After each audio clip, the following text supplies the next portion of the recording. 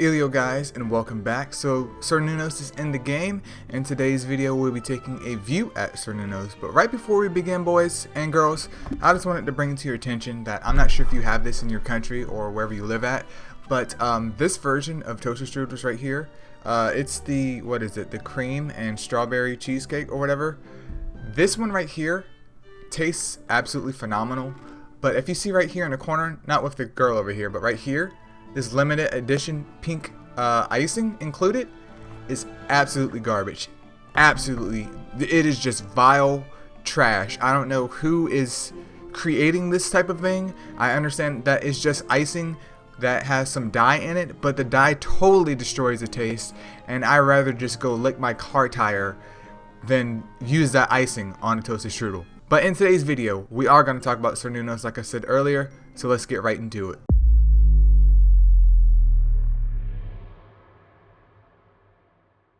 Alright, so starting off here with Fire Cernunnos, who, once again, if I'm pronouncing it wrong, rest in peace. I'll just refer to him as Mr. C to make things easier. But Fire C is a defender type, and he's coming in with 27k HP, 2.8k attack, and then 3.4k defense. To be a defender, his attack stat is pretty meaty. Defense is pretty much average for a defender, and HP is average. But his attack stat is pretty meaty on him. But he comes in with weakened, 70% chance for 2 turns for his 3-star skill, and then his 5-star skill is attack up, and also his variant skill is decreasing enemies defense by 35 to 40%. Not too bad of a variant skill, but weaken and attack up, boys, this only means one thing. He without a doubt is a Titansmon. I believe he will be replacing Fire Cupid, especially depending on animations, because Fire Cupid works especially for his attack up, but he's only there for his attack up. I mean, he does have attack down as well, but weaken versus attack down, like, you know who you're going to call. Now the issue though is Fire Cupid is more easily accessible and easily buildable versus this guy over here, because let's take a look at his Evo 2 stats. I mean, it's something. Let me see if I can bring up Cupid real quick. Yeah, actually, his Evo 2 stats are better. I mean, not better HP wise, but better attack and defense wise than Evo 3 Fire Cupid. So yeah, this is definitely a viable replacement. Even him not being at Evo 3, obviously Evo 3 will be the goal here.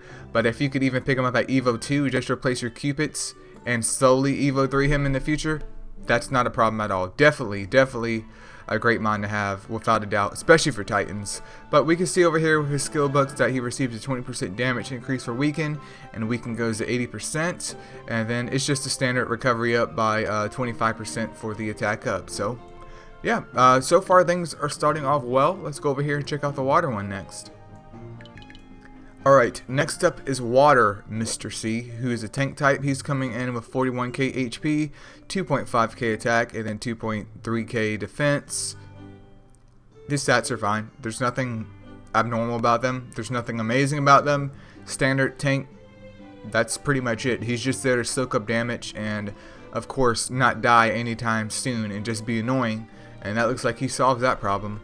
But he comes in with SP Siphon for his 3-star skill, SP Siphon for 30% of the enemy's SP, and then his 5-star skill is Dominance, which applies the Dominance buff to allies for 3 turns, and it basically works similar to SP Siphon, but it's a buff that has to be applied before it can actually work, while SP Siphon is always on a passive skill slot and works immediately.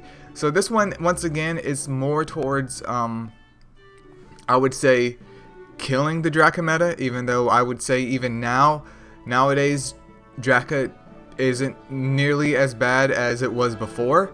So I mean, this is cool. I personally don't see a big use for it unless you just don't have like a Water Shiva or a Dark Yuki or really any mon that could do SP Siphon, because he is a water type, so he would counter Fire Drakka. But once again, Fire Drakka isn't as big of a deal as it is anymore, so I feel like this one came a little late to try and like deter him or deter her, whatever.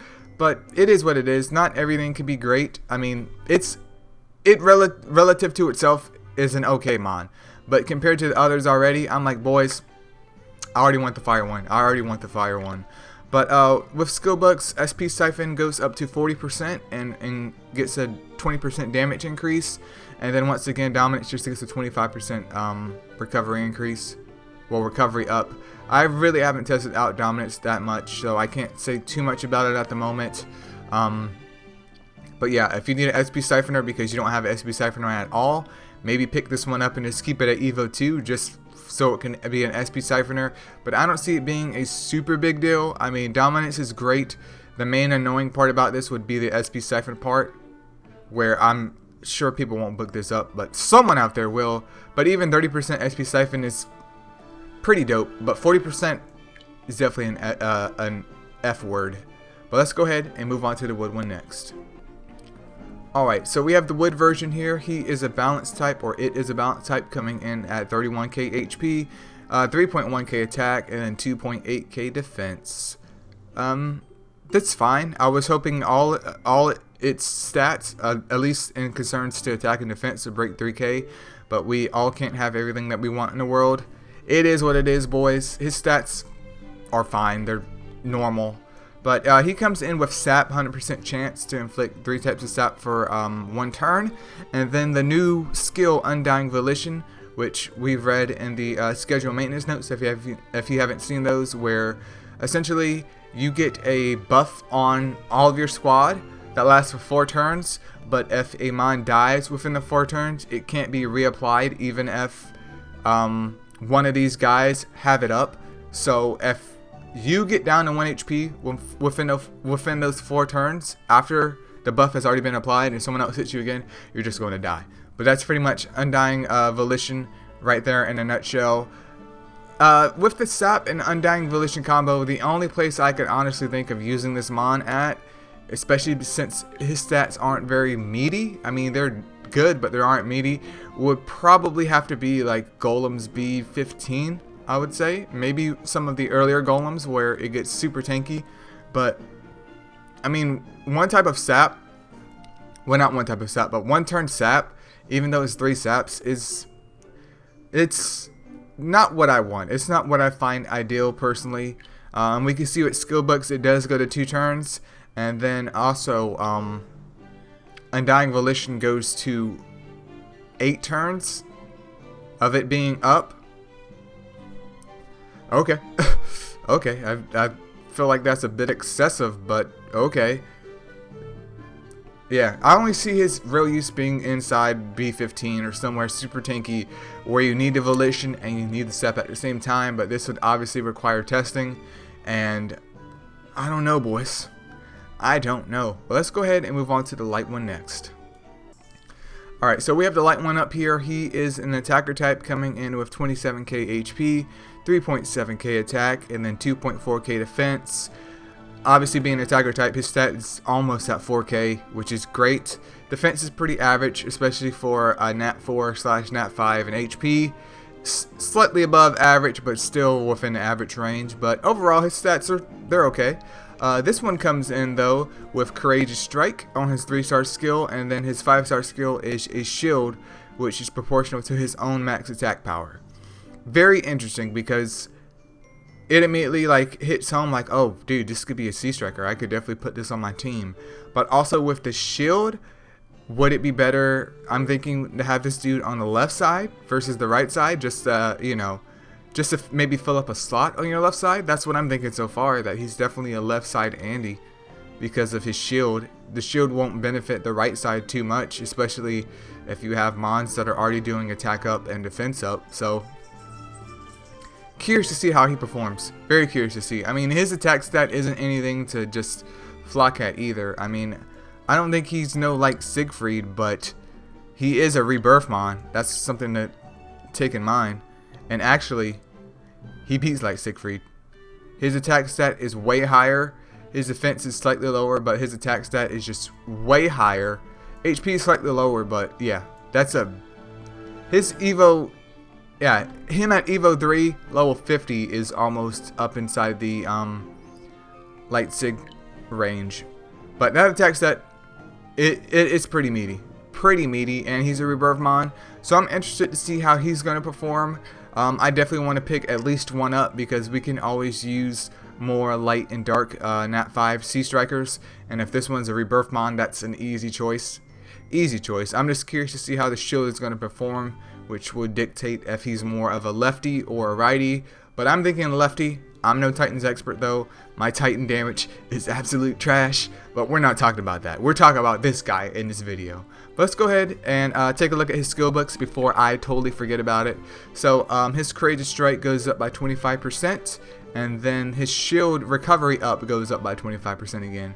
Not too meaty, but I guess they don't want to make Nat 5s too OP, but considering how difficult it is to get books for Nat 5s, it is what it is, boys. It is what it is. But let's go ahead and move on to the dark one, which is the last one.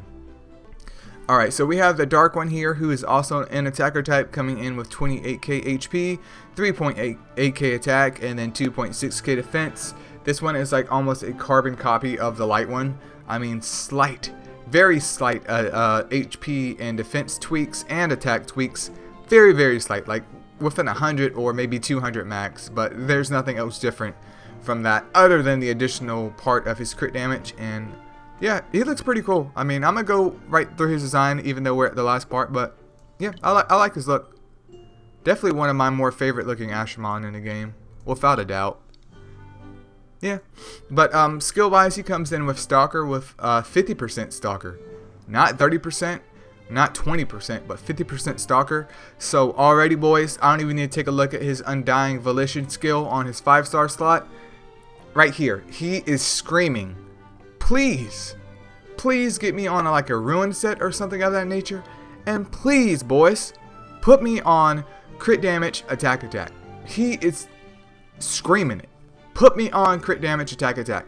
It's damn near easy. It's almost free at this point. So yeah, he's definitely going to be a nuker of sorts, and with Undying Volition, once again, that kind of changes the way I would attempt to use them, if that makes any sense at all, because I would say it's kind of pointless to have him in a PvE situation, but PvP seems like it's his main selling point, because not only can he hopefully nuke or just do some really good damage on his 3-star skill, but with correct activation of his 5-star skill, he could help, you know, he could help the squad survive for an extra turn or two and really get some more nukes out before he goes down, at least in theory. I'm not sure if Undying Volition just actually it allows them to survive an otherwise fatal attack once. This effect can only be gained once per round, so I'm assuming that if someone hits your mons with an AoE and they're supposed to die, Undying Volition will then proc. But if you get hit again, will you still survive that turn, or will you die? That's the real question here. But yeah, he definitely seems like more of a PvP unit than anything, especially in places like Clan versus Clan. That's another area where he could be used at. If you needed help in Tower of Chaos, I'm assuming that you could run him or the wood one in there just to have another extra turn or two, depending on who you're fighting, like Dark Gilgamesh if you're struggling with that. But I think Fire Draco would just overall be a better choice, because this is usable in like 1 or 2 areas, while Fire Draco is like, I can take Fire Draco into Water Colossus. I could take Fire Draco to everything in the world. Not saying Fire Draco is super duper amazing, but in terms of what you're giving up, which is a whole bunch of Nat 5s, this one, you can think about it. But if anyone has any other interesting ideas of where you could use this one at, feel free to leave it in a comment below. I understand if my Undying Volition doesn't make any sense because I haven't tested it. I don't know for sure how it works or when it works, but we'll just have to see as things go on. But I would say overall they've been pretty cool. I definitely like that they're going in a little bit harder on these mons, which is nice, especially stat wise. In terms of ranking though, I would say, at least in my opinion, the light one is my most favorite, so I would say light one's number 1. Number 2 would honestly probably be the fire one for me, because I'm more of not necessarily a Titans Andy, but I would just find more comfort and more drive to get him to Evo 3 or keep him at Evo 2 versus getting the other ones. Then I would also say the dark one would be in the 2nd or 3rd slot. Then the wood one, which could be used for B15, but that's pretty much all he could be used for, and then without a doubt the fire, not the fire one, but the water one would be last. So Ilios tier list would be light number 1, fire / dark number 2 / number 3, wood one as number 4, and then water one as number 5. But if you guys are excited, feel free to leave a comment below about which one you think is the best, because I think, you know, they're all decent. They're all okay. Nothing is like super duper trash, but nothing is like, oh my goodness, I must have this right now, which is good because it will be coming back. So if you don't get anything to Evo 3, or if you don't get enough to Evo 3 something, this turnaround, there's always a future. But yeah, I'm pretty excited. He looks cool, it looks cool, and I'm ready to see what he can do in terms of MSL. But yeah, boys, that's it for the video. Make sure you hit that like button if you haven't already. Subscribe, because I know you're watching the videos, man. I know you're coming by, you're not saying anything, you're just watching the videos, and I do appreciate that. But go ahead and hit that subscribe button, and I'll see you guys next time. See ya.